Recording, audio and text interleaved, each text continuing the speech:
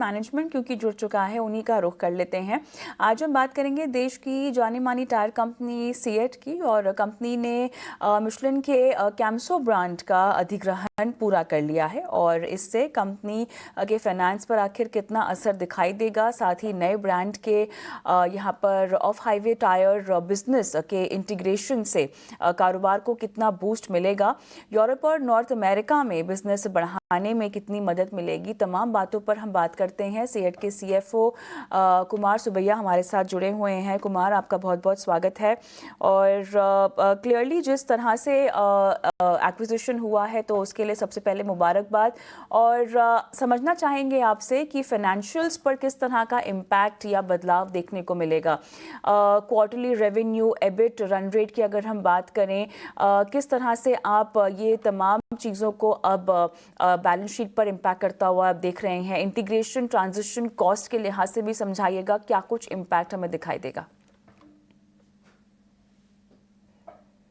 You are aware that we had signed a definitive agreement with Michelin in the month of December to acquire compact construction business, which is sold under the brand name Camso.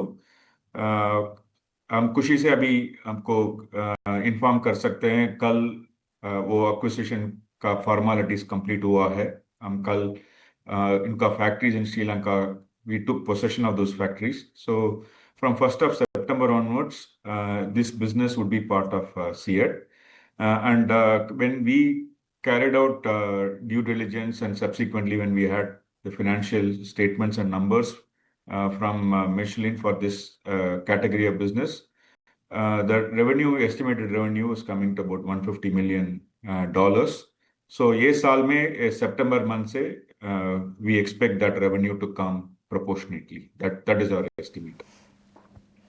Kumar, यहाँ पर हम tariffs के लिहाज से समझना चाहेंगे कि current exposure कैम्सो और डोमेस्टिक बिजनेस जो है किस तरह से pre and post tariff implementation इसका इम्पैक्ट पड़ता हुआ दिखाई देगा हमें। क्या ये सिचुएशन है पूरी, फिलहाल स्टैंडिंग क्या है, अगर आप समझा सकें। Revenue of this part of the Camso business, 60% of that is US, you are right. Okay, and it has both tires and tracks in equal proportion. As of now, the applicable duty on Sri Lanka for exports to the US is about 20%, which we think is quite competitive relative to other sources available for the US with respect to these categories. So we think it's a competitive rate of duty relative to others, and therefore it may not have any adverse impact. अब सवाल लेकिन pricing को लेकर है, अब वो कैसे manage होगा, किस तरह से आपने पास स्ट्रैटेजी यहाँ पर अडॉप्ट की है। डिमांड इलास्टिसिटी भी अगर हम देखें तो H2 में अब ये कैसी बनती हुई और बेहतर होती हुई दिखाई दे रही है। No, there's no impact because these changes have happened in general because the tires and tracks of this particular category is getting imported. We have not seen any observed any impact so far based on the information that has been furnished to us. आपकी उम्मीदें GST rates पर जो tyres पर ऐलान होगा, आपकी क्या expectation है, और साथ ही करंटली अगर 28% हम देख रहे हैं मोस्ट ऑफ कैटेगरीज यहाँ पर जीएसटी रेट है, उनको 18% में डाल दिया जाएगा। डिमांड के ऊपर इम्पैक्ट क्या होगा? अलग अलग मॉडल्स की अगर हम बात करें, कैटेगरीज की बात करें, तो किसी भी तरह का अपमूव आपको डिमांड में दिखाई देगा इस जीएसटी रैशनलाइजेशन के बाद? अभी हम ईगरली वेट कर रहे हैं जीएसटी काउंसिल का फाइनल डिसीजन का।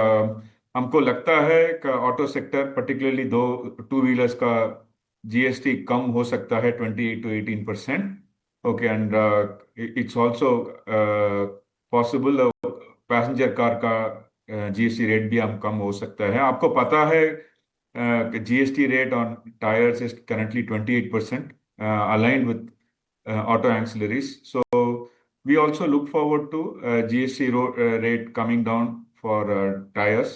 So ये कम होगा तो हमको लगता है ये पॉजिटिव इम्पैक्ट होगा। टायर्स रिप्लेसमेंट अभी करने के टाइम कोई लोग सोचता है वो 10% कम होने के बाद हम लगता है 28 to 18% डिमांड ज़्यादा बढ़ सकते हैं। डेट की बात करना चाहेंगे, जो कि इस एक्विजिशन के बाद थोड़ा सा पीक होते हुए दिखाई दे रहे हैं। नेट डेट और नेट डेट एबिटा फिलहाल क्या है और कितना कंफर्टेबल होंगे आप FY26 को ध्यान में रखते हुए?